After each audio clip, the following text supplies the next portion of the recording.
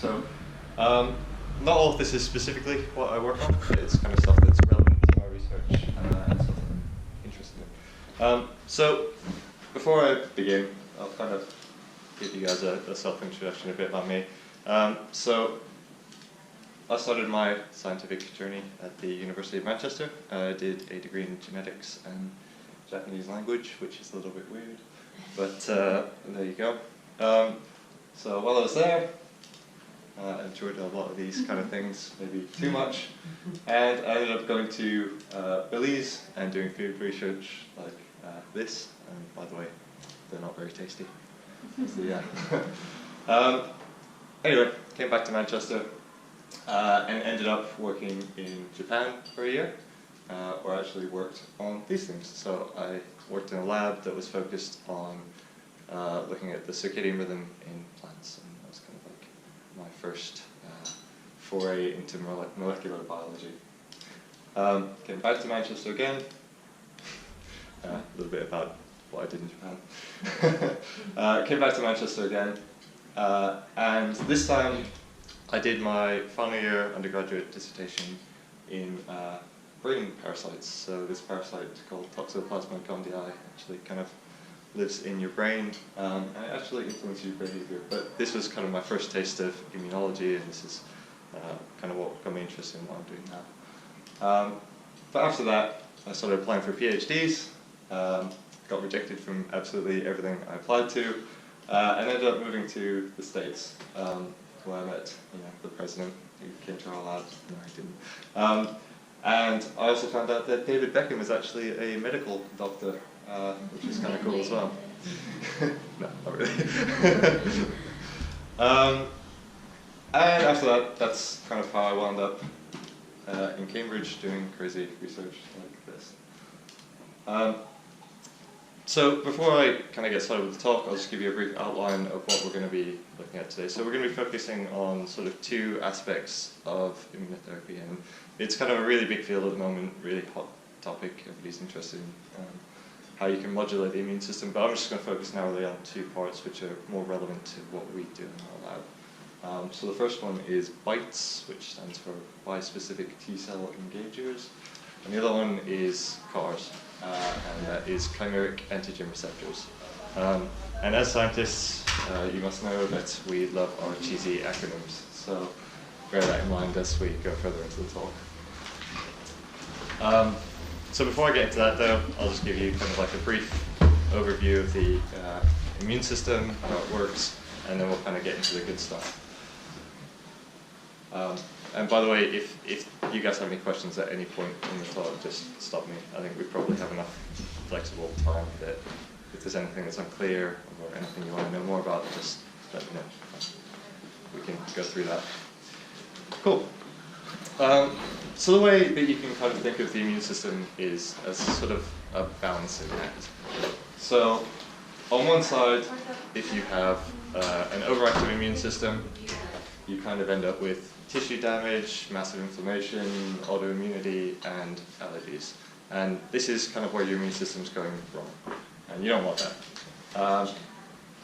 On the other side of the spectrum, if you have an underactive immune system, you're more susceptible to infection or cancer. So your immune system's kind of involved in regulating both of these things. So what you really want is sort of a healthy immune system, kind of somewhere in the middle, that's not over-responding to things like pollen and is controlling things like bacterial infections or viral infections or cancer. And that's kind of the premise of immunotherapy. And so the immune system itself is kind of more than I think a lot of people realize it is. So it's not just kind of the white blood cells running around your body, eating up bacteria. It's actually a lot more than that. So it's actually the processes that your body is performing to kind of maintain a healthy homeostasis. So things like your skin forming a barrier to the exterior world as part of your immune system, that'd be like the first line of defense. Your gut also kind of sloughs off cells that you excrete, and that helps you keep healthy as well. So it's really all of these aspects of the immune system. So the immune system itself is actually broken down into two distinct arms. So you've got the innate immune arm, and you've got the adaptive immune arm. And with the adaptive immune system, these responses are much more non-specific. So these are kind of like the early responders. So if you kind of like get a cut, these cells, like macrophages and basophils and neutrophils, will sort of migrate to that site and start just trying to clear up all the damage that's there and non-specifically attack bacteria. These then kind of trigger what's known as the adaptive or humoral immune response. It's called the humoral immune response because it's kind of antibody-driven and it's really specific. So antibodies are driven by these cells over here called B cells. And then you've got these T cells, and this is what we really focus on in our lab. And T cells are kind of the orchestrators of the entire immune response. So they secrete chemical signals in response to particular pathogens, which really direct the other cells what to do. And they're involved in a lot of different things. So they're involved in immunosuppression, they're involved in activation, and just kind of overall regulation of the immune response that you have to a particular infection.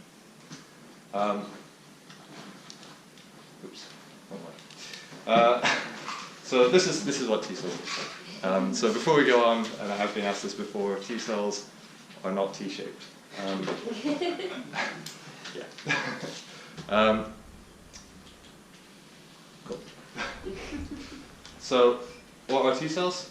T cells, as you can see from down here, this is kind of a figure that I cribbed from one of the Nature posters. But there's a lot of different types of T cells, and as I was mentioning, they're sort of regulators of the overall immune response. And the reason they're called T cells, again, not because they're T-shaped, but because they develop in an immune organ called your thymus. And so that's kind of situated sort of right here, sort of above your heart. And I'm sorry to say, as adult humans, all of your thymi are now withered and fatty. But we can move on. So the thing that all of them share in common is what's called the T-cell antigen receptor. And so the T-cell antigen receptor is how these cells are able to detect different infections or cancers. So they are activated by what's called peptide-bound MHC. So when your immune system encounters a pathogen, it'll sort of chew that up and present little pieces of it on the cell surface. And this is what the TCR is able to recognize. And the remarkable thing about this is that during development, your T-cell receptor kind of goes through this developmental process where it's sort of shuffled and recombined between a few different genes which make it up. And this process is a little bit error-prone, but it means that there's an enormous amount of diversity in the T-cell receptors, which means that, in theory, you would be able to mount a specific immune response against anything in the known universe, right? So if you were infected from like a bacteria from Mars, you would still be able to mount a specific immune response toward that because somewhere in your T-cell repertoire, you would probably have a TCR that was able to recognize some peptide sequence from that organism. So it's really cool. You have loads and loads of different T cells, and each one is specific to a different infection or kind of pathogenic sequence. And the really remarkable thing is that each one of these has to be able to respond specifically to just its activating ligand while ignoring all of the other signals in its environment. So all of your cells in the body are presenting this peptide-bound MHC, but the T cell has to be really, really specific to just the one that it's attacking, right? So if you get off-target infection, off-target activation, you would get, as we were speaking about before, kind of this non-specific immune response, which leads to kind of increased inflammation or autoimmune disease, and that's not something you want. Cool. So downstream from the T cell signaling network, and I hope you all memorize this because there will be a quiz later. A lot of these receptors kind of function through protein signaling networks. So kind of one receptor will trigger another protein, will trigger another protein, will trigger another protein. They all kind of work in the same sort of way. And the way that the TCR works, so we get into a bit of the biochemistry now, is through a process called phosphorylation. So phosphorylation is just adding a phosphate group to particular domains on the inside of the TCR. And so the way that you can think of it is that phosphorylation leads to activation and dephosphorylation leads to inactivation. So phosphorylation is performed by this class of enzymes called kinases, and dephosphorylation is performed by a class of enzymes called phosphatases. So phosphorylation, activation, dephosphorylation, inactivation. So that's kind of like the real premise of how the T-cell receptor works. So this is kind of a figure that I've mocked up. So in this case, we have a kinase called LCK, which phosphorylates these signaling domains on the inside of the T-cell receptor.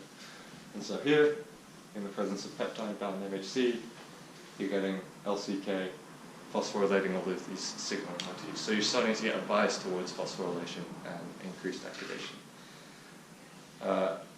These phosphorylated sites serve as a docking hub for this second kinase called ZAP70, which increases phosphorylation further, leading to downstream activation.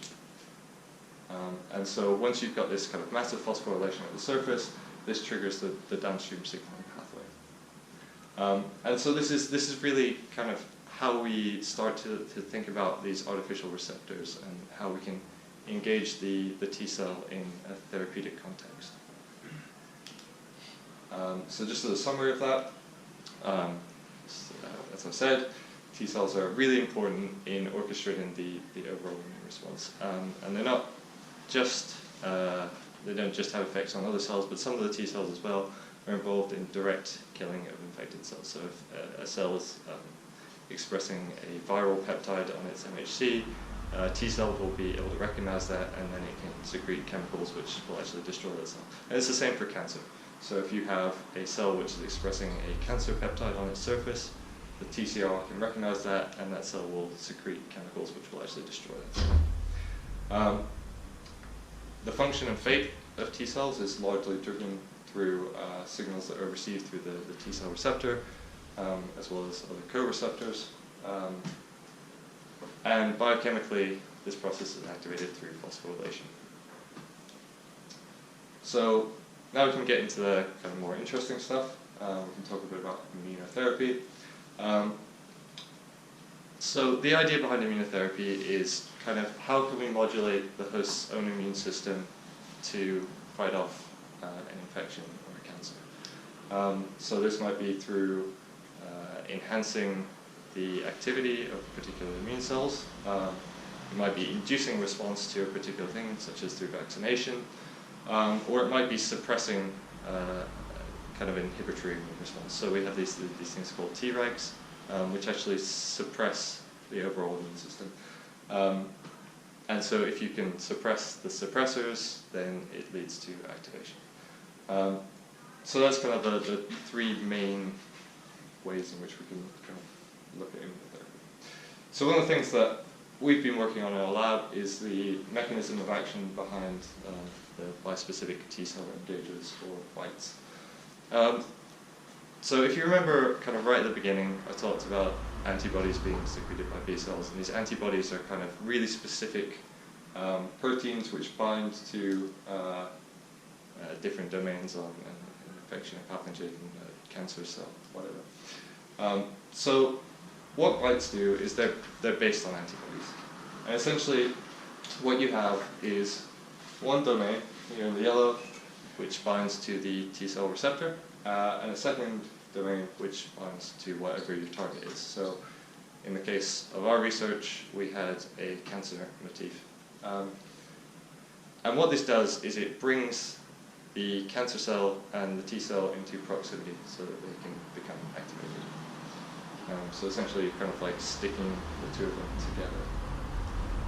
together. So this is from our paper. So what we've got here is the bispecific antibody. So as you can see, the yellow domain is binding the T cell receptor, and the blue domain is binding the cancer motifs. And the way that this works is, if you remember again, thinking back to the phosphorylation, we'll have kinases which are actually recruited to the TCR, and if you remember, phosphatases are the ones that remove that phosphorylation. So it turns out that one of the main phosphatases for T cell receptors has this really, really long extracellular domain. So what happens is, if you bring the two cells into really close proximity, then this phosphatase is actually excluded from the site where they're binding. And this leads to the formation of what's called an immunological synapse. So just like you have neurological synapses, the immunological one is between like a T cell and a target cell. And in the same way, it transmits chemicals across. And in this case, those chemicals would be used to rupture the cancer cell.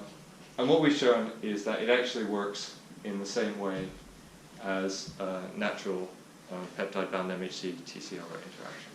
So again, you get this tight junction between the two of them, and this excludes CD45, so you're getting a bias towards phosphorylation and thus downstream activation. And that's kind of just what this figure shows. So in the junction of the cells where you've got this cancer antigen, you're getting recruitment of this kinase, the H70, and exclusion of the phosphatase CD45. And it's the same between cells that are treated with the bispecific antibody and with cells that are activated by their own peptide-bound MHC. And what we've shown as well is that the closer the binding motif is to the surface of the cell, the tighter that exclusion site is. So if you have a binding site that's kind of right next to the plasma membrane of the cell, this really forces out the CD45 phosphatase, and you get kind of more exclusion of CD45, more clustering of the target, and better cell killing, which is really important for designing therapeutics, because it means that you can actually now design your therapeutic antibodies towards targets that are actually closer to the plasma membrane. And if you do this, then you'll get improved efficacy of the treatment. So just to summarize that, and we can move on to the next part, is that these bispecific antibodies bring host cells and cancer cells into close proximity.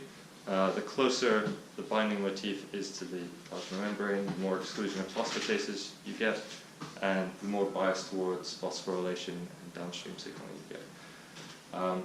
So this just kind of has implications for how we can look into designing future therapeutics. Did you say that these are specific to cancer cells? Yeah, so that's actually a really good point. So the thing that you have to have is, and it's the same with a lot of these therapies, right? And we can kind of get into this in a minute, but cancer cells are just normal body cells that have gone normal, right? So they've kind of got uncontrolled cell growth, or they've got a specific mutation, which means that they divide more, or whatever, or more susceptible or more resistant to particular drugs. But the problem is that these cells actually express the same proteins that a normal cell does, right? Because otherwise they are just normal cells. The only thing that's gone wrong is they've got like one specific mutation or a collection of specific mutations in a few proteins. But otherwise they're just essentially normal cells. So the problem with a lot of these therapies is that the binding sites that you're targeting with your therapy are the same between like the cancer cell and, say, I don't know, a cell in your skin, or a cell in your lung, or a cell in your intestine.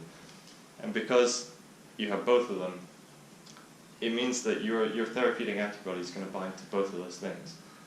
And it's going to bring the T cell into proximity with both of those things.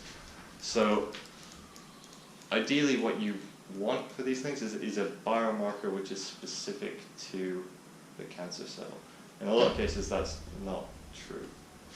So this is one of the really big problems that faces the field of like therapeutic antibodies and these chimeric antigen receptors, is that it's difficult to find biomarkers which are just specific to a cancer cell. So we'll talk about it in a bit, but one of the things you can kind of think about doing is sort of titrating the dose that you have. So it might be that the cancer cell expresses a lot more of that protein than a normal cell does, just because of its uncontrolled regulation. So if it expresses more, you can kind of titrate the dosage of the drug so that much more of the drug is bound to the cancer cells than would be bound to normal cells. And thus you're biasing the immune response towards the cancerous cells. Cool. Right, so now we'll move on to chimeric antigen receptors. But before we do that, I just wanted to talk a little bit about kind of like basic cell biology.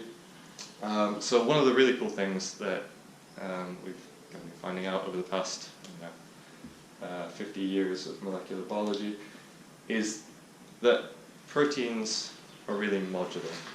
So as more and more proteins are sequenced and we get more and more genomes, we found that a lot of the motifs that are in proteins are actually shared across different families of proteins. So what you'll find is that all of the kinases in one particular family of proteins will have the same kinase domain. Proteins will share these docking site domains. And what we found is that essentially you can kind of mix and match these a little bit. So it's kind of like Lego. So you can make synthetic proteins that do a particular function. So say you want a kinase which binds to a particular protein. You can take a domain from whatever your target is, a domain from a specific kinase, and you stick those together and it will form a functional protein, sometimes. And this is kind of the principle behind the chimeric antigen receptors, is that you're taking different domains from different types of proteins, you're sticking them together, and you're getting a functional protein at the end of it. So essentially what the chimeric antigen receptors are synthetic T-cell receptors. And if we go back and think about the antibodies again, what the domain on the outside is a domain from antibodies. So it's this really sticky domain which can bind to any specific target that you want it to bind to. And then on the inside, you've got the signaling domains from the T-cell receptor. So essentially what you can do with this is you can make a T-cell receptor that is specific to any target that you want it to be specific to. And this idea isn't new. Pretty remarkably, the idea was initially approached in the 1980s, and at this time, I mean, these guys wouldn't even have had access to sort of like almost kind of the bread and butter molecular biology tools that we use in the lab every day now. So one of the things that we use is PCR. And PCR was only invented in 1983 or something like that. So these guys were like really, really ahead of the curve. So it's pretty remarkable that they had this idea at this time. So the premise of how it works is that you take cells from our very sick patient here. Don't let the smile fool you.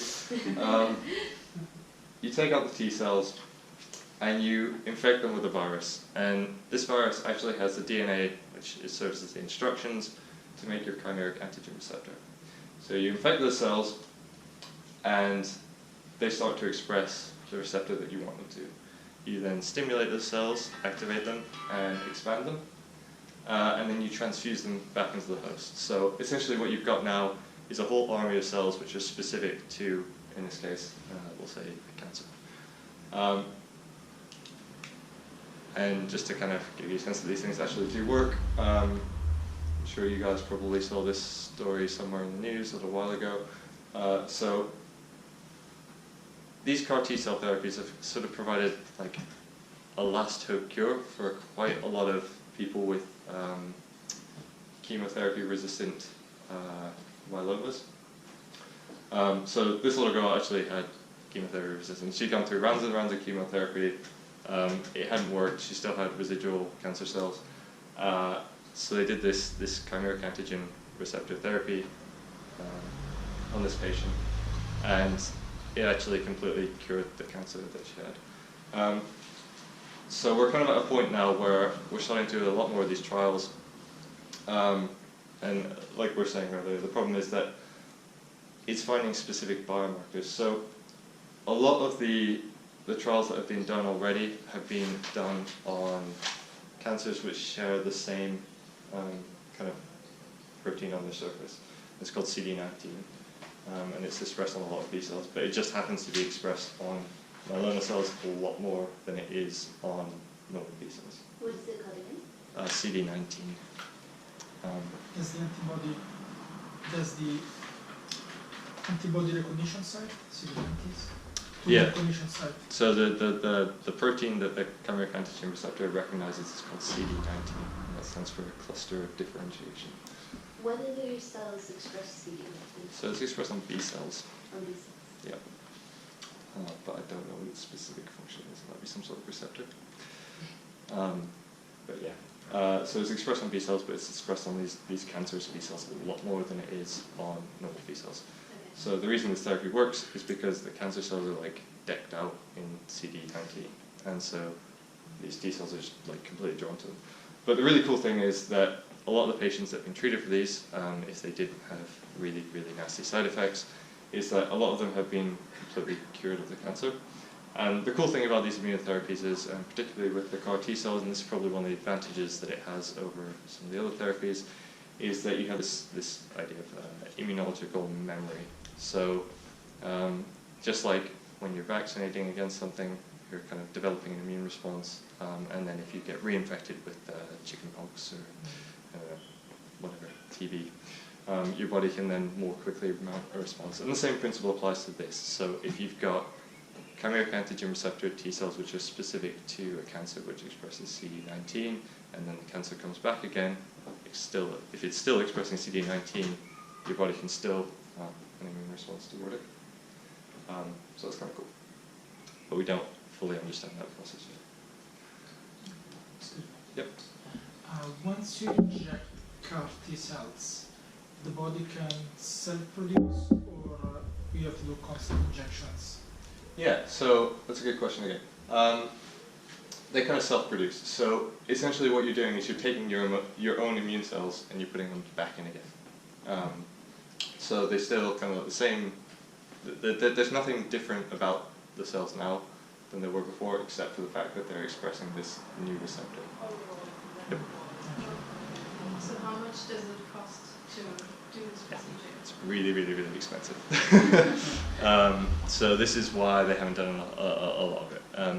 Just because it's kind of less complicated than they thought it was going to be, in the sense that what they thought initially was going to have to happen was that every time you had a new cancer patient and you wanted to do this therapy, you were going to have to identify a new biomarker and then develop a new antibody binding motif on them, and develop a new receptor and go through like the entire thing.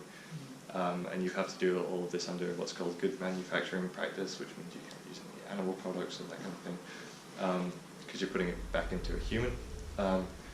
So it does get really, really, really expensive. But what they found is that a lot of these cancers actually share the same kind of fault. So a lot of these myelomas express CD19, and one of the other ones that they looked at was, I think, breast cancer, and they found that a lot of breast cancers actually express a protein called HER2.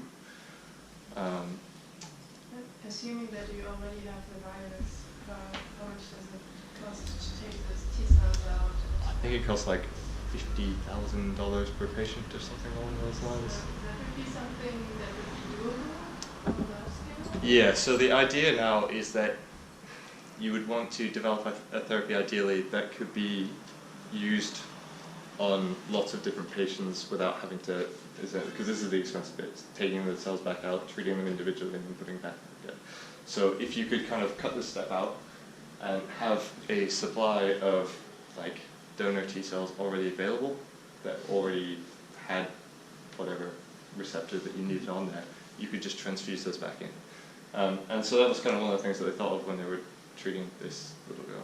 Can you just inject the patient with the virus? So the T cells will produce inside? No, you can't, unfortunately. That'd probably be a little ethically wrong, but yeah, the idea would be to minimize the off-target effects. So if you're infecting the patient with whatever virus it is, I mean, theoretically it would maybe work, but you don't have any control over what cells it's now infecting. So the idea behind this is that this virus would then go into those cells, and the viruses themselves are sort of attenuated, so they're not going to replicate again once they get into these cells. But if you're putting it directly into the host, there's kind of If you off-target effects. take some virus that specifically infects certain kind of cells like HIV, then you might like So that's essentially precise how this, amount and yeah, that's essentially how this works. But I think this is more like a sort of a fail-safe to say, okay, well, we know specifically that there aren't going to be any off-target effects because the only cells that we've transduced are these ones that we've specifically selected and looked at and kind of characterized and put back in again. Do you think that's possibly where it's going in the future then? So it's... But directly Yeah, infecting the patients? because you Probably could not. potentially create like a virus that's inactive or like they do for... yeah, so deactivate itself like after. Yeah, no. I don't know. because that would reduce the cost dramatically. Yeah, it would. And then just have like So I think the way that it will probably go if we keep using CAR T cells is these kind of off-the-shelf therapies. So what you would have is you'd have a donor T cell which had its normal T cell receptor knocked out. So it wouldn't then be able to, so I guess if you guys think about sort of organ transplant, you have graft versus host disease, right? So the problem with putting other people's T cells into your body is that they recognize your body, and so they will not just attack cancer, they'll attack everything. So the idea would be that you could knock out the T cell receptor, so it's not going to recognize the host anymore. Put this receptor in, or put whatever receptor you wanted in, and all these cells would come from a healthy donor, they'd be expanded, and then you could use them for any patient that you wanted. So that would significantly reduce the cost, because you would just have, it'd be like any other medicine, right? So it'd be like no different from doing like a normal blood transfusion kind of thing. Yep. When you do gene therapy, you often have the problem that you make cancer cells because the virus transjects DNA where you don't want it to be, and do you have something like a quality control that your now new expanded and stimulated T cells are good and healthy T cells? Do you do sequencing or just... So I don't know if sequencing is done on these. I would imagine that the viruses themselves probably have specific insertion sites within the genome. So you wouldn't necessarily just have to use these viruses. You could use like kind of transposable elements which have specific insertion sites, so you know where they're going.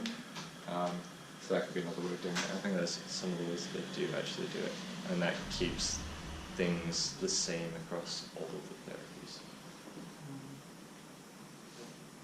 What effect did it have on the CD9 of ordinary cells, not the cancerous cells? Yeah. Exactly my question. So, yeah, this is actually where things do actually go wrong. So some of these patients actually do end up having really, really nasty immune responses. So they get what's called a cytokine release syndrome or cytokine storm. And essentially you just get massive inflammation everywhere because all of your T cells and your entire immune system is becoming activated against your body. So in kind of one of the really, really early trials that they did this on, I think it was, I don't know what kind of cancer it was, but essentially they tested these chimeric antigen receptors on a whole bunch of different like cell lines that they had in the lab, right? And they tested on every cell line they could find, and they said, well, it doesn't react to any of these cell lines. But when they put it in the patient, I think it recognized like an epitope in somewhere in the pulmonary system. So he ended up having like a massive immune response toward his lungs, and he died. So yeah, things can go really, really, really badly wrong because they do sometimes recognize your host immune cells. Is there anything they can do about that? Oh, great. Yeah.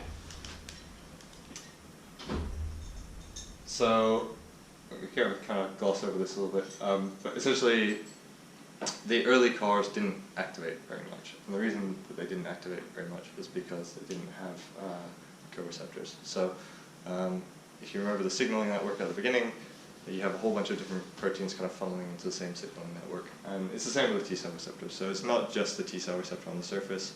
The T-cell receptor also has co-receptors which help transmit the signal. So in second and third generation CARs, they'll either have one or two of these co-receptor domains respectively. And that just makes them proliferate a bit better and potentially improves the memory response that we see. So this kind of gets to what you were saying. So how then do we reduce these off-target effects? So one way that we could do this is by making the receptors themselves drug-inducible. So this goes back to the idea of titrating the immune response, right? And so there's a group in California that kind of works on sort of synthetic biology and this sort of thing. A guy called Wendell Ling. I really recommend you check out his stuff because it's really cool. But yeah, so one of the things that they've looked at is making these synthetic receptors drug-inducible. So essentially what you would have is you'd have the receptors are broken into two different domains. So you have the binding domain on the surface, and you'd have the intracellular domain, which has all the signaling motifs on it. And normally, these cells would kind of be, these two bits of the protein would be sort of floating apart inside the cell. But if you added a dimerizing drug, it would stick together and you would get signaling. And the nice thing about this is that you can then titrate the response because of the amount of drug that you're putting in. So say you don't want to activate all the cells or you want to activate the cells to a smaller degree, you can reduce the concentration of drug that you're giving the patient. And that adds some degree of sort of modularity to the system. The other cool idea that came out quite recently is this idea of sort of logic-gated activation. So I guess you guys are probably familiar with Boolean searches on things like Google, where you say, I want this and this, or I want this, not this. So we can do the same thing with cell biology and synthetic biology. And the way, yeah, this goes back to what we were saying. You end up with kind of an evil twin scenario where you have to decide which cancer cell to kill. Yeah. Okay. So, going past that, one of the ways that you could do this and improve the specificity of these things is by making sort of a logic-gated system. So what you could have is sort of two different signals that are required for activation. So you could say, okay, well, we know that healthy cells express this protein or this protein, but they don't normally express both of them at the same time. But we know that the cancer does. So if we have one signal that leads to activation and a second signal also leads to activation, but you need both of them on at the same time to actually get targeted cell killing, then that would be one way to actually more tightly regulate how these cells are becoming activated. So if we think through like the CD19 context, so say we know that B cells express CD19 but they don't express this other cancer protein. And we say, okay, well if you have two receptors and we need both of them engaged at the same time to get signal, then you can get downstream signal. Is there something like a limit in frequency for these receptors? Because if one of them is very rare, then it's very, very rare to have both at the same time. So yeah, it's a limit. so that would kind of be the idea, is that if most of your cells didn't express both of them at the same time, then it wouldn't be activated against most of your body cells. But if the cancer cell was known to express both of them at the same time, then that could provide a target. But the problem with that is that rather than now looking for one biomarker for cancer, you're now looking at two biomarkers for cancer. So this also means you have to develop two monoclonal antibodies versus... exactly. So one of the problems that we have is identifying these biomarkers, right? So you're taking a problem and you're kind of compounding it. So even though this system would in theory work to sort of limit the response, you're now looking for two separate cancer biomarkers that are both expressed simultaneously on the cancer cell rather than just one. And one of the other problems is that, as we all know, cancer tends to mutate quite a lot, right? So essentially, you can kind of lose expression of one or both these receptors, and that will be sort of the cancer evading the immune system. But the other way that you could do this is by having what's called a NOT gate. So this would kind of work in the opposite way. So what you would have in this case is you would still have the activating receptor, but you'd also have an inhibitory receptor. And so if we know that most of your body cells express both of these proteins, even though you're getting the activating signal, you're getting a stronger inhibitory signal, so those cells don't become activating against your normal cells. However, if we knew that the cancer expressed just the one, and the inhibitory receptor then wasn't engaged, you would then get downstream activation. So I think we've talked mainly about this a little bit, but so with the Boolean logic gates and the drug-inducible receptors, those are kind of some of the mechanisms that have been proposed to sort of get around off-target effects. We've also mentioned that you need these biomarkers, which are specific to the cancer, so kind of improving the target repertoire. But one of the other things that people have really been struggling with in the field at the moment is trying to get these chimeric antigen receptor T cells to target solid tumors. So kind of one of the remarkable things is that immune cells actually recruit in their own network, well, the tumor cells actually recruit in their own network of immune cells as well. So you get a lot of what's called T regulatory cells associated with them, or tumor-associated macrophages. And these sort of sit inside solid tumors, and they actually secrete chemical signals which say, don't attack me. So if you get one of the chimeric antigen receptors then coming into the tumor, it just immediately gets inhibited by these regulatory cells. So one of the things that people are now looking into is kind of how do we get around this. So there are a few kind of ideas about that. One of them is checkpoint inhibitors. It's kind of one of the more challenging things facing the field at the moment. The other problem is that the receptors that are currently targeted by chimeric antigen receptors are all expressed on the surface of cells. So if we think way back to the beginning now, cells are kind of chewing up these proteins, right, and expressing them on the surface on peptide-bound MHC. And a lot of these targets are actually from intracellular proteins. So the problem there is that chimeric antigen receptors can't normally recognize those unless they're specific to that type of peptide-bound MHC. So what you really want is something that works like the TCR and sort of reads that peptide-bound MHC and then can trigger an immune response toward it. So things like cancer, a lot of the proteins that are mutated in cancer aren't on the surface of the cells, so they can't be recognized by chimeric antigen receptors or bispecific antibodies. You really need something that can recognize intracellular proteins. So that's kind of where we are at the moment. I'm sure there'll be lots of new and exciting discoveries in the future.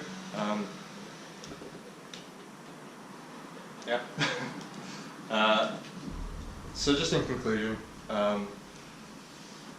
these bispecific antibodies and chimeric antigens are kind of like a small part of the wider field of immunotherapeutics. And the idea is just to kind of modulate the body's own immune system so that it can fight off infections or cancers. And as our understanding of how immune cells become activated and what these signals mean and what they mean on a systemic level improves, we'll actually be able to tailor these into our immunotherapeutics. So if you're at all interested in diving in further into immunology, that's like the go-to textbook for immunologists. If you're interested in bispecific antibodies, the Amgen oncology site's really good. The NIH have a really good website on cancer CAR T cells. And then I kind of mentioned Wendell Lim earlier. So he's got a really good eye biology seminar. But there's actually loads of Nobel laureates and really cool scientists that give these type of seminars. So if you're at all interested, just Google eye biology or look on YouTube. they got tons and tons and tons of cool stuff. All right, thank you. If there's any questions.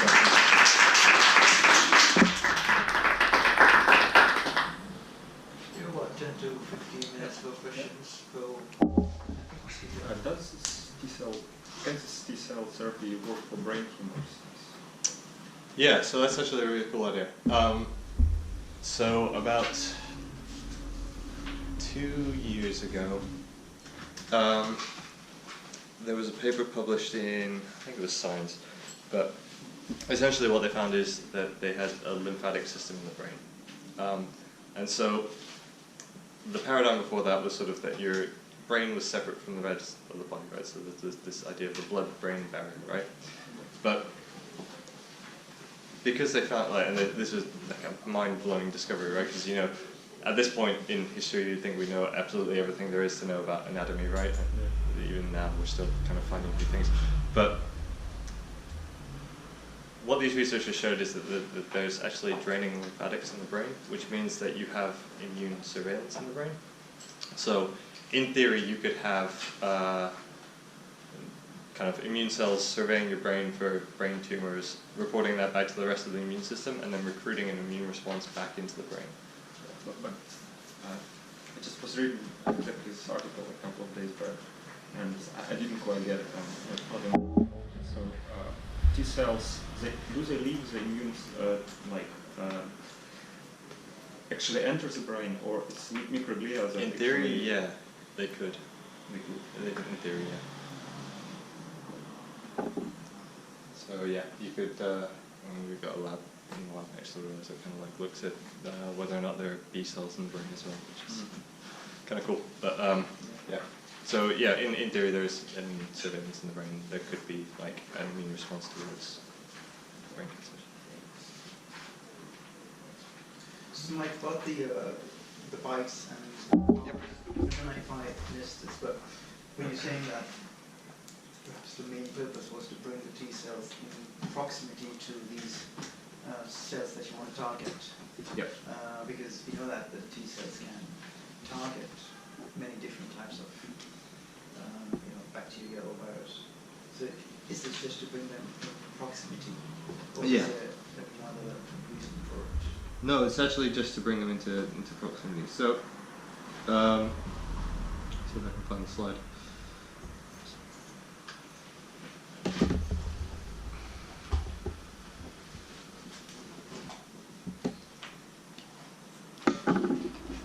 So essentially, the way that T cells become activated is through a process called kinetic segregation.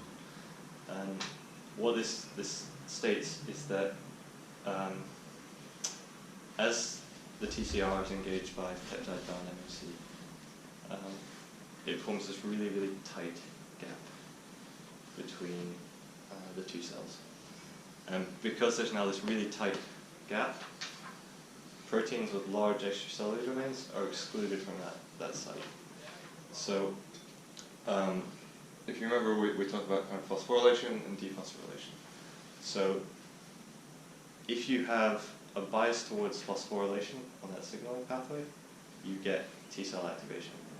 And so, as these cells are brought together, you get recruitment of kinases, which are causing lots and lots and lots of phosphorylation.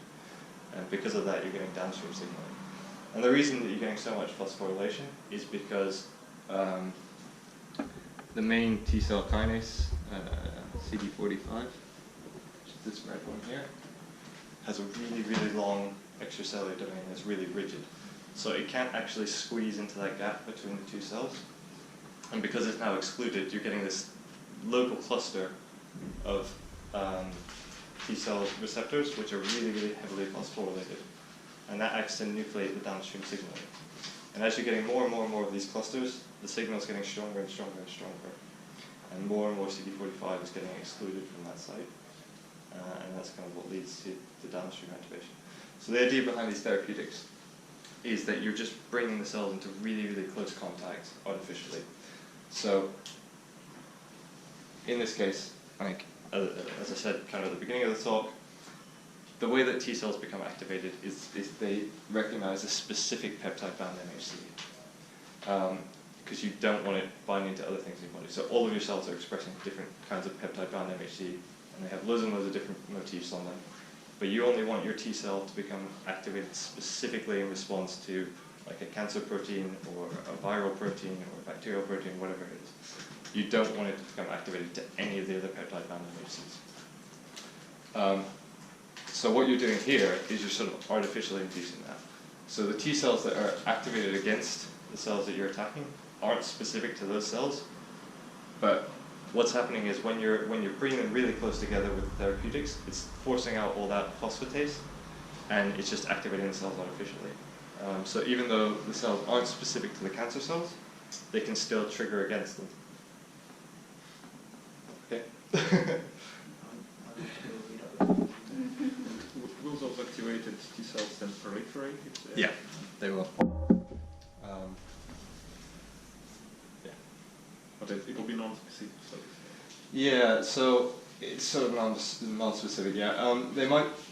Well, they don't proliferate to the same degree that you would if you were getting kind of a natural interaction with it, because in this one you're not really engaging the co-receptors. So although you're still getting cell killing, it's not engaging kind of the secondary signals that you need for massive proliferation. Could you say a bit more about the persistence of the effect? So say if I have a predisposition to a particular cancer, 50k isn't really very much along the line of cancer treatment. So if you knew I was liable to this, would you just give me a dose at 15 and that'll keep me going and then save the NHS millions in the long run? Yeah, I guess that's kind of another area of medicine, isn't it? So this idea of a sort of personalized medicine is like, how do you know that somebody's predisposed to something, I guess? So we're kind of in the era now of genomic medicine, right? So we can go in and sequence your entire genome for like 100 quid. And we say, okay, well, you might be predisposed to, I don't know, lung cancer or melanomas or whatever it is. But just because you have that predisposition doesn't mean that you're necessarily going to get lung cancer or melanoma. It just means that you have a higher propensity to get it. So it would probably be ineffective just to go around sort of like giving these people therapies on the off chance that they end up getting melanoma or something like that. But if they knew that you were going to get it, I guess the other thing is that for a lot of these melanomas, the chemotherapy is a lot cheaper and it is a lot more effective. So like 80% of the people, mainly children, but 80% of the children that get these are cured with standard chemotherapy. So the reason we've been doing these is kind of as last-ditch efforts. So a lot of these people like would definitely have died without any treatment. So the off-target effects that they could have potentially had at that point become more manageable. So if you were just kind of giving people these treatments on the off chance that they got the cancer, and so kind of as a vaccination style kind of therapy, the risks of having that therapy don't actually outweigh the benefits, if that makes sense. At the current time. At the current time. So if you were going to get the cancer, then yeah, it would make sense. But and how does the persistence work? so that's something that we don't fully understand yet. So it probably has to do with how the cells are signaled to. So if you remember the slide that I had on the second and third generation chimeric antigen receptors.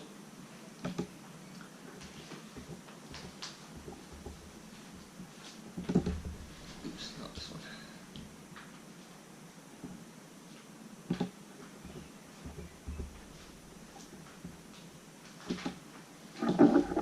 So if you remember the second and third generation, so essentially you have these domains that come from co-receptors.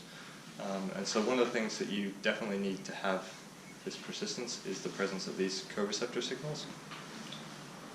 So it's something about the presence of these signals that leads to different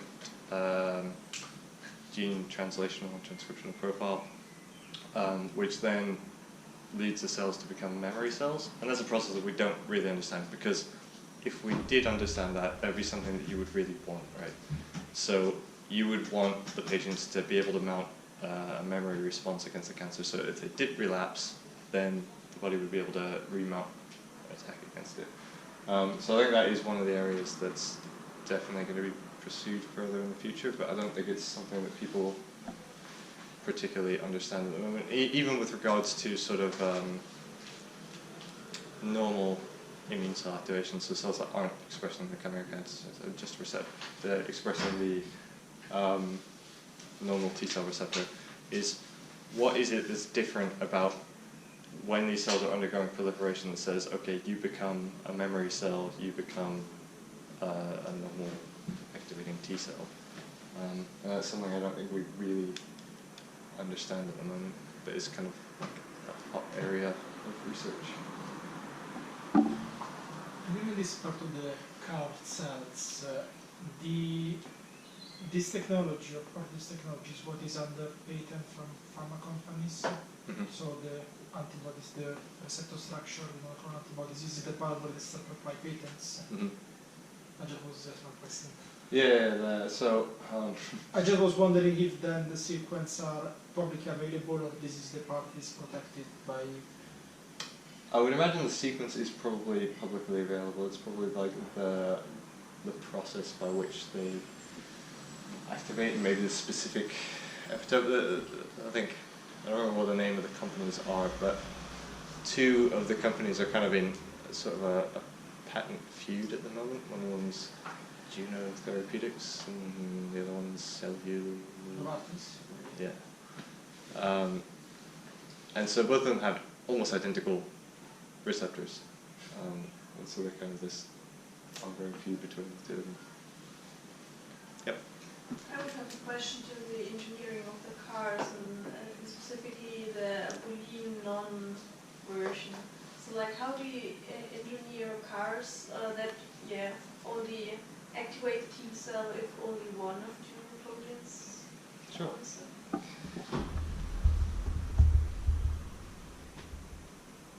Yeah. So essentially what you would have here is a signal that needed both of the proteins there to activate. So the internal bit of the receptor would probably be designed a little bit differently, so it wouldn't activate in the same way necessarily. And what you might have is sort of like I don't know, a detachable bit of the protein that activated a particular signaling network or something like that. But the idea is that rather than just having sort of one activating signal, you'd have to have signals from both of the receptors at the same time. And this is I mean, it's kind of how the T cell receptor normally works, right? So you have the TCR bound, and then you have co-receptors bound, and the two signals funneling down into the same signaling network is how the cells become fully activated. So you get some degree of activation with one of the receptors, you get some degree of activation with the other one, but both of them together are what are actually required to get a full response. So it's just kind of identifying targets and engineering proteins in such a way that both of the domains would both be required, rather than just having one at the same time. For the NOT gate, you would have like a negative feedback loop? Yeah. So,